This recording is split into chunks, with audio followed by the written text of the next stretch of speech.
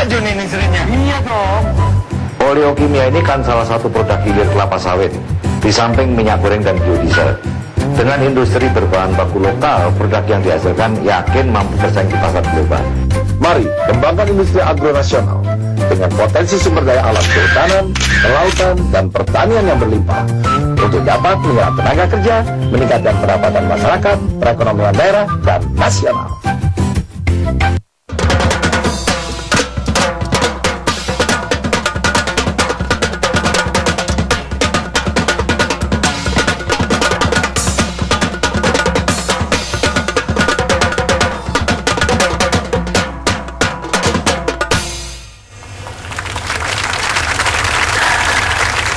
Baiklah pemirsa, kembali lagi dalam dialog industri agro. Nah tadi luar biasa sekali kalau kita dengarkan apa yang disampaikan oleh Bapak dari Wilmar Internasional, Bapak Darwin Indigo, dan juga yang disampaikan oleh Ibu Diah dan Bapak Gumbira. Ini tampaknya berbagai kalangan. Kalau dari Bapak dari Wilmar Internasional sendiri itu menyampaikan bahwa investasi dari negara lain dipindahkan ke Indonesia ya Pak ya.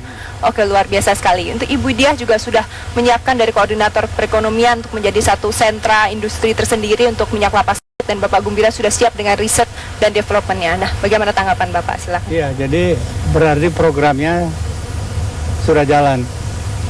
Sekarang ini adalah periode kita melakukan implementasi. Dan saya akan mengawalnya dengan regulasi yang ada ini supaya dia bisa berjalan. Dan supaya nggak ada bottleneck di dalam pelaksanaannya, baik dari pemerintah di tingkat pusat sampai ke daerah. Infrastruktur menjadi tugas kami, segera kami laksanakan. Dan untuk berkompetisi dengan pemain-pemain global, Anda juga saya minta bekerja efisien, mengikuti standar internasional yang ada, sehingga Anda bisa terus melakukan kompetisi. Dan saya mau menggunakan forum ini untuk terima kasih kepada teman-teman pemerintah, kementerian yang terkait, yang selama 6 bulan menggodok regulasi ini, Kementerian Keuangan dan lain-lain, atas dorongan dari Kementerian Perindustrian. Jadi saya mau bilang terima kasih. Hasil karya Anda semua sekarang bisa direalisasi untuk kepentingan kemajuan bangsa dan negara. Oke, luar biasa. Nah, kebetulan Bapak Menteri ada di sini, saya ingin beri kesempatan buat yang hadir di sini untuk bertanya. Silakan. Yang pertama Pak Markus, silakan Pak Markus. Terima kasih Mbak Olga, terima kasih Pak Menteri. Pada kesempatan ini sebagaimana disampaikan tadi bahwa salah satu yang menjadi kelemahan Indonesia adalah infrastruktur yang tidak membuat produk kita memiliki daya saing. Dan setelah tadi dengan kebijakan-kebijakan kita yakin bahwa industri kita akan menjadi semakin kuat. Selanjutnya adalah kaitannya ke infrastruktur Pak. Pertanyaan saya adalah seberapa jauh pemerintah memiliki kebijakan yang terintegrasi. Kalau dalam kesempatan ini ada hadir Ibu dari Departemen Keuangan, saya yakin Pak Menteri perlu berjuang bersama-sama, nggak cuma Departemen Perindustrian, tapi seluruh departemen, baik teknis maupun non-teknis, memiliki satu kebijakan yang terintegrasi. Karena setelah industri ini kuat, saya yakin juga akan ada kendala-kendala di banyak hal. Salah satunya misalnya kaitannya ke infrastruktur adalah biaya logistik Pak. Setelah kita berhasil memproduksi satu barang, maka barang itu tentunya harus dijual. Nah, salah satu faktor yang menjadi kelemahan kita adalah di biaya logistik yang sangat tinggi. Nah, itu Pak pertanyaannya. Terima kasih. Oke, baik. Terima kasih pertanyaan Pak Markus. Langsung dijawab aja Pak. Itu adalah kelemahan pemerintah yang masih tersisa, yaitu mempercepat pembangunan infrastruktur. Itu bagian dari pekerjaan rumah kami. Mulai tahun ini program MP3EI, seluruh biaya yang menggunakan APBN untuk infrastruktur sudah dibagikan menurut tupoksinya masing-masing ya, di Kementerian PU, Perhubungan, dan sebagainya. Sehingga program itu 2011-2012 akan berjalan. Namun untuk infrastruktur juga diperlukan investasi swasta. Dan sekarang ini dalam program MP3EI, swasta dilibatkan, duduk dalam board of director. Jadi mereka juga ikut membuat atau menyetujui regulasi yang kita lakukan. Yang kedua mengenai logistik, itu harus saya akui, kompetisi kita daya saing kita kurang kompetitif, antara lain karena biaya logistik, terutama di luar Jawa. Anda membeli buah-buahan, jeruk yang diangkut dari Kalimantan ke Jakarta lebih mahal daripada barang impor dari Shanghai. Itu karena logistik cost. Itu pekerjaan rumah kita yang kedua. Kalau mau lebih efisien, masalah ini harus kita perangi. Sebagai bekas pengusaha dan ketua Kadin, saya di rapat-rapat kabinet menggarisbawahi bahwa efisiensi di logistik adalah satu-satunya cara kita menekan biaya sehingga daya saing kita akan lebih tinggi.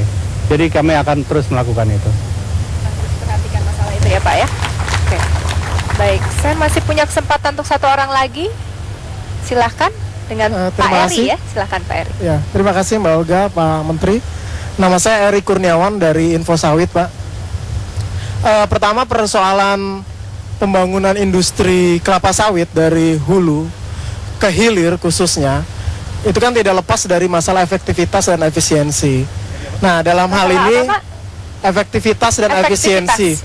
Nah, dalam hal ini seperti kunjungan Bapak beberapa waktu yang lalu ke kawasan industri seperti Semangke. Nah, apakah kemudian dengan pola integrasi seperti itu akan bisa menghasilkan suatu produk yang nantinya memiliki kualitas dan efisiensi yang lebih baik dibandingkan posisi industri yang saat ini? Itu satu. Lalu yang kedua, apabila kita melihat dari tren ke depan, ini memang khususnya oleh chemical industry itu memang memiliki tempat atau porsi tersendiri, di mana kapasitas terpasang itu akan selalu meningkat. Tapi akan jadi persoalan besar Pak, apabila tidak dipikirkan juga end of produknya apa, consumer produk apa yang kemudian harus dihasilkan, khususnya di Indonesia. Ya, mohon penjelasan dari Pak Menteri mengenai strategi ke depannya, khususnya strategi akhir yang akan dihasilkan untuk produk consumer goods apa yang kemudian akan didorong untuk dihasilkan dan mungkin bisa digunakan oleh mayoritas masyarakat Indonesia. Terima kasih. Ya, baik, terima kasih. By konsep itu apa yang diciptakan oleh pemerintah sekarang melalui klaster-klaster itu sebetulnya secara teori adalah ingin menjustifikasi bahwa kalau klaster itu disiapkan, misalnya di Semangke, di Riau, maka akan ada suatu kawasan yang nanti terintegrasi antara sektor hulu, hilir, dan juga semua kegiatan penunjangnya, termasuk R&D dan sebagainya.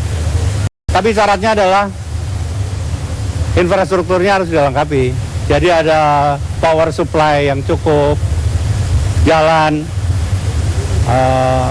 dan sebagainya. Ini yang sekarang sedang dikerjakan oleh pemerintah agar klaster-klaster yang sudah diplot itu nanti akan dilengkapi oleh kita semua. Yang membuat konsep dan membuat roadmap-nya atau master plan-nya itu perindustrian. Tapi kalau udah mengenai pembiayaan pelabuhan, jalan, itu nanti Menteri Keuangan dengan menteri yang lain memutuskan disalurkan melalui tupoksi kementeriannya. Ya, tapi seluruh konsep master plan-nya dibuat oleh Kementerian Perindustrian. Yang kedua, mengenai end product apa yang ini nanti saya akan sampaikan nanti pada harapan saya kepada masyarakat, nanti akan saya sampaikan apa yang saya inginkan agar supaya pada intinya kalau semua kita sudah mampu membuat turunan hasil produk termasuk oleo food, makanan, minuman, dan barang-barang household yang dibuat. Jangan lagi beli dari barang impor, belilah produk nasional gitu. Itu yang harus kita sepakati. Jadi nasionalisme itu harganya adalah Anda membeli produk nasional. Kadang-kadang lebih mahal memang. Tapi nah, itu harus buat ya? lebih efisien. Oke, baik Pak. Mungkin sedikit ditambahkan kepada pemirsa di rumah. Saya sendiri juga penasaran sih Pak. Sebetulnya berapa banyak sih nilai tambah yang bisa kita dapatkan dengan produk olahan dari CPO ini? Seberapa banyak sebetulnya nilai tambahnya? Ide aja ya. CPO itu kalau dijadikan minyak goreng sawit, value added-nya 60%. dari minyak goreng saja ya? Ya. Oke. Kalau untuk margarin, shortening itu 180%. 180%. Untuk confectionaries itu 200%. Fatty acid 300%. Fatty alcohol 400%. Untuk kosmetik itu 1.200%. 12 kali lipat ya? Bayangkan, jadi kalau Anda membeli kosmetik Ya. import, padahal nanti bakunya yang ngirim kita juga, Anda kan rugi 2 kali gitu. Nah, hal-hal itulah yang sekarang kita hentikan. Jadi nanti beli kosmetiknya dari bikinan Indonesia. Sehingga dengan begitu, ke depan nanti value added atau nilai tambah produk-produk kita itu makin ada di Indonesia. Besar, dan ya? kita tidak memerlukan lagi begitu banyak barang impor. Oke, dan tentunya akan semakin murah pada Dan semakin akhirnya murah, ya Pak? Pasti semakin murah. Oke, baik Pak, mungkin sebelum menutup perjumpaan kita, Bapak bisa menyampaikan harapan dari harapan Bapak terhadap regulasi ini, dan juga bagaimana setiap stakeholder diharapkan juga bisa menanggapi apa yang sudah dipersiapkan oleh pemerintah. Ya, akhirnya harapan saya adalah kepada para pelaku usaha agar meningkatkan kinerja industri existing yang Anda lakukan sekarang dan investasinya khususnya di produk industri hilir bernilai tambah tinggi. Yang kedua, agar meningkatkan upaya pengembangan, memproduksi turunan kelapa sawit secara terintegrasi hulu ke hilir. Kepada pemerintah daerah agar memberikan fasilitas dan pelayanan perizinan bagi calon investor, jangan dihambat, jangan diongkosin berat, yang akan menanamkan modal khususnya di lokasi-lokasi klaster. Agar memprioritaskan pembangunan infrastruktur pendukung klaster khususnya jalan, itu nanti bersama dengan pemerintah pusat. Kepada masyarakat, mulai sekarang marilah kita meningkatkan penggunaan produk turunan kelapa sawit dalam negeri, antara lain minyak goreng, kemasan, biodiesel, coklat yang dari sawit, margarin dan sebagainya.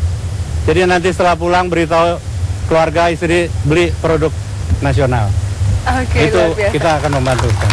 Oke. Terima kasih sekali Bapak atas kesempatannya bisa berbincang-bincang bersama kami, dan tentunya ini menjadi harapan dari semua pihak masyarakat Indonesia bahwa dengan berkembangnya industri di hilir, hilirisasi industri minyak sawit ini tentunya mengembangkan ekonomi secara skala luas ya Pak ya, dan menjadi kebanggaan bagi bangsa Indonesia. Sekali terima kasih kepada semua stakeholder yang sudah hadir di sini, para investor, juga ada perwakilan dari ilmuwan dan Ibu Diah dari Kementerian Koordinator Perekonomian sudah hadir di sini. Terima kasih, dan juga boleh saya minta tepuk tangan paling meriah dari semua yang ada di sini. Dan terima kasih juga kepada penanggung jawab kegiatan kita, Bapak Beni Wahyudi, Direktur Jenderal Industri Agro yang sudah menyelenggarakan acara ini, dan mudah-mudahan apa yang diharapkan oleh Pak Menteri dan bisa berkembang ya Pak ya di kemudian hari. Oke, terima kasih atas perhatian Anda, dan sebagai penutup kembali kita sambut inilah Ari Percussion.